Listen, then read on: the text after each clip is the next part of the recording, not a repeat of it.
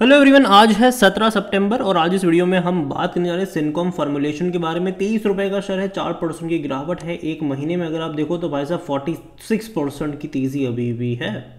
एक बेहतरीन रफ्तार देखिए, 16 रुपये से 27 पे गया था ये, लेकिन पिछले 3 ट्रेडिंग सेशन से लगातार गिरावट यहाँ पर चल रही है और बड़ी गिरावट है ये।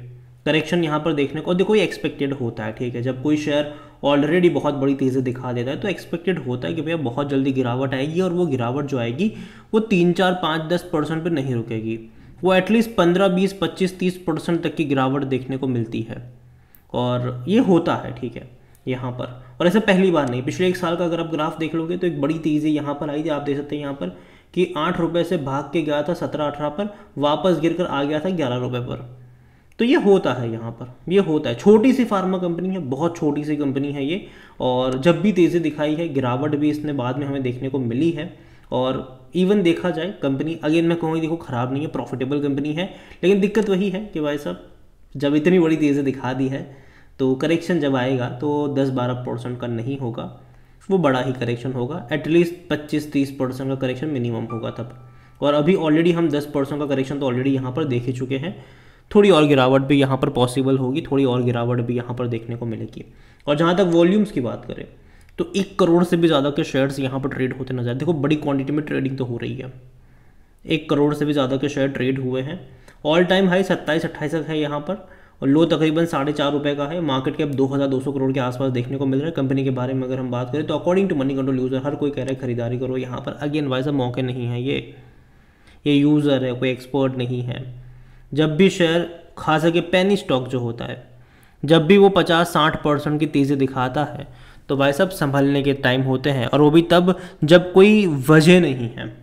ये जो तेज़ी आई है, ये जो 16 रुपये से 27 का लेवल दिखाया, कोई वजह नहीं है, कोई न्यूज़ नहीं है, कोई अपडेट नहीं है जिसके चलते ये तेज़ी आई हो। ये प्योरली स्पेकुलेटिव मूव है ऑपरेटर की तरफ से। यहाँ पर अगर देखा जाए इस कंपनी को लेकर डिविडेंड जहाँ तक देखें तो आखिरी बार 2022 में पे करा था इसने, और हालांकि पर शेयर ये 2 पैसा का ही पे कर रहा था, और वो भी 2017 में पे करा था। 18, 19, 20, 21 तक पे नहीं करा, 22 में पे कर दिया इन्होंने, वापस 23, 24 में पे नहीं करा है, और लगता नहीं कि करेगा ये। लेकिन जहाँ तक देखा जाए इनके रेवेन्यू में धीरे धीरे ग्रोथ तो है, लेकिन उससे ज़्यादा बड़ी ग्रोथ इनके शेयर प्राइस में भी आई है, वो भी ध्यान रखना होगा। जहाँ तक प्रॉफिट्स अगर आप देखो, डेफिनेटली अच्छे प्रॉफिट्स हैं।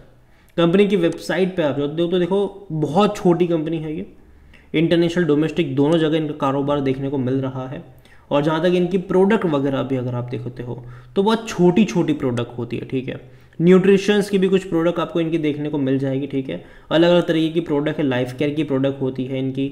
इवन न्यूट्रिशंस में अगर आप देखोगे तो भैया विटामिन डी, विटामिन सी, ऐसी अलग अलग तरीके की इनकी प्रोडक्ट होती है। लेकिन हाँ, उतनी ज़्यादा वेल फेमस प्रोडक्ट नहीं है इनकी, ठीक है, कि भाई साहब हर कोई इस्तेमाल करे। देखो पैरासीटामोल ये भी बनाते हैं, ठीक है, लेकिन वही है ना कि कितने लोग इनकी कंपनी का जो कंज्यूम करते हैं, बहुत कम, क्योंकि रीच बहुत कम होती है इनकी। अलग अलग प्रोडक्ट बनाती है कंपनी। इवन न्यूट्रिशियस की प्रोडक्ट आपको देखने को मिलेगी, लाइफ केयर की प्रोडक्ट देखने को मिलेगी। इसके अलावा अगर आप देखो तो आज मतलब जैसे कि जो इनकी न्यूट्रिशियस की प्रोडक्ट है, जैसे कि विटामिन D3 की इनके जो टैबलेट्स हो गई यहाँ पर, ठीक है, मल्टी वाइटामिन की यहाँ पर टैबलेट्स हो गई, फिश ऑयल ओमेगा 3 की यहाँ पर टैबलेट्स वगैरह हो गई। तो अलग अलग टैबलेट्स कंपनी बनाती है वाइटामिन वगैरह की। और हालांकि ये इनका डोमेस्टिक बिजनेस है। इंटरनेशनल बिजनेस में अगर आप देखोगे तो इनका जो बिजनेस है वो छोटी छोटी अलग अलग जो चीज़ें हैं, जैसे कि सिरिंज बनाना हो गया, ग्लव्स बनाना हो गया, ठीक है। तो ये काम कंपनी करती है, बहुत छोटी छोटी प्रोडक्ट होती है इनकी। अब जहाँ तक वैल्यूएशन की बात करें इनके, तो भाई साहब वो सस्ता नहीं है, ये काफ़ी 84 का पी है ये। तो जाहिर सी बात है ये कोई मौका नहीं है खरीदारी करने का। यहाँ पर सेक्टर भी 50 के आसपास का है, तो काफ़ी महंगे वैल्यूएशन के ऊपर ये ट्रेड तो कर रहा है। और यही वजह कि कोई भी एनालिस्ट यहाँ पर अपनी राय नहीं दे रहा है खरीदारी को लेकर। फिनेंशियल्स अगर आप देखोगे इस कंपनी के, तो लास्ट क्वार्टर के नंबर देखो, इनके रेवेन्यू बढ़ रहे हैं, ठीक है।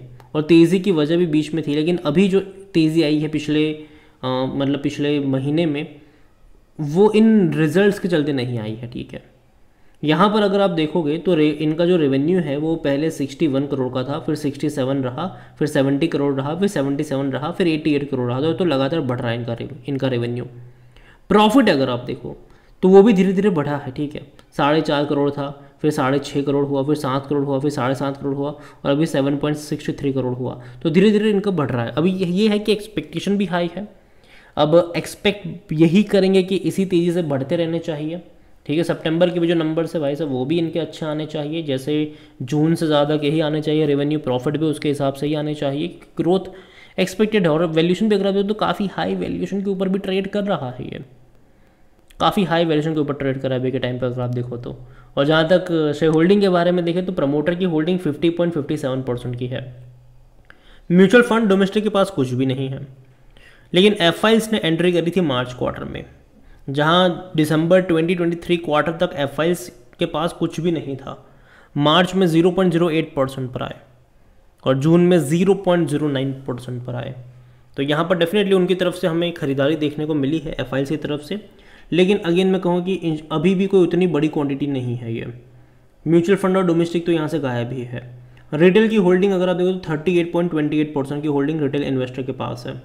अदर पार्टीज 11.06% का स्टेक यहाँ पर लेकर बैठे हुए हैं, जो कि अगेन बड़ी क्वांटिटी इन्हीं के पास है। और तेज़ी जो भी देखने को मिली है, देखना इंटरेस्टिंग होगा कि वजह क्या थी। हालांकि कोई वजह थी नहीं, लेकिन जब नेक्स्ट क्वार्टर का शेड्यूलिंग पैटर्न अपडेट होगा तब देखना कि क्या शायद यहाँ पर कौन खरीद रहा था कौन बेच रहा था, तब हमें एग्जैक्टली पिक्चर उसका पता चल पाएगा।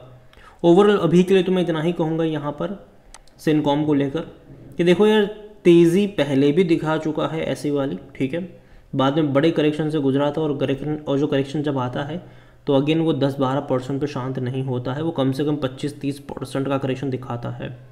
यहाँ पर मैं इतना ही कहूँगी कि दूर बैठो तमाशा देखो, अभी मत कोशिश करना खरीदारी करने को लेकर, क्योंकि अभी ये शुरुआत है। पिछले 3 दिनों से जो गिरावट आ रही है ये जस्ट शुरुआत है। यहाँ पर और बड़े फॉल आपको यहाँ पर देखने को मिलेंगे, और जब प्रॉफिट टेकिंग का माहौल होगा तब तो और बड़ी गिरावट आपको यहाँ पर देखने को मिलेगी, जब प्रॉफिट टेकिंग वाला माहौल यहाँ पर आएगा। और यही मैं कहूँगा, जब बाज़ार भी बड़ी गिरावट दिखाएगा तब यहाँ पर और मेजर फॉल्स होंगे।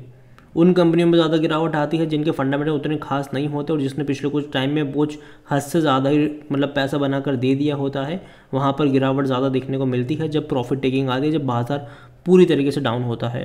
तो यहाँ पर ही मैं कुछ ऐसा ही एक्सपेक्ट कर रहा हूँ। यही वजह कि मैं कहूँगा कि देखो भैया, मत पढ़ना, ये मत सोचना कि 27 का शेयर 23 पे आ चुका है। नहीं, अभी भी भाई साहब यहाँ पर करेक्शन आपको देखने को मिलेंगे। वापस 20 रुपये के नीचे जाता आपको ही नज़र आने वाला है। अगेन ये मेरा पर्सनल ओपिनियन है, कोई भी इन्वेस्टमेंट एडवाइस नहीं है। ये वीडियो को यहीं पे एंड करता हूँ। पसंद आया हो तो लाइक करो, शेयर चैनल अगर पहली बार है तो प्लीज़ सब्सक्राइब करो। सिनकॉम फॉर्मुलेशन के बारे में आप क्या सोचते हैं वो भी आप मुझे कमेंट में लिख के बता सकते हैं। Thank you.